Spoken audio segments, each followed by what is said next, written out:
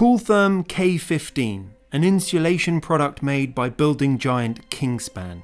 For years, the company managed to get certificates saying their product was safe to go on high-rise towers like Grenfell, but in fact, it was dangerously flammable.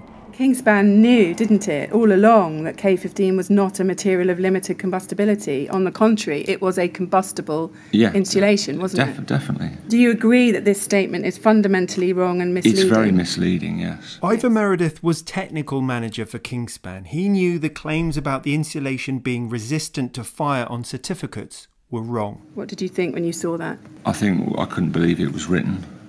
Flammable Kingspan insulation was used on Grenfell. It helped spread the flames that killed 72 people.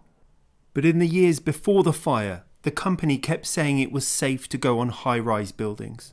And it's right, isn't it, that this assurance that Kingspan confirmed the product is fit for purpose and suitable was given in many, many cases by Kingspan, wasn't it?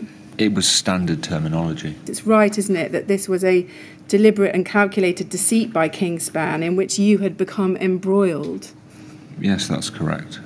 The Kingspan insulation did pass a fire safety test back in 2005, but the inquiry heard the product they went on to sell was chemically different to the one they tested. And Mr. Meredith said this was a confidential company secret. No, that was internal information only. Yeah. So you weren't completely open and transparent with them, were you? I would have been out on my ear if I'd have told them that sort of information, so I couldn't.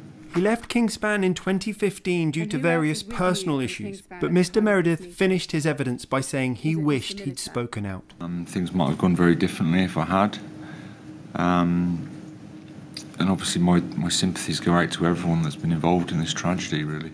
The hearing continues tomorrow. Rags Martel, ITV News, at the Grenfell Inquiry.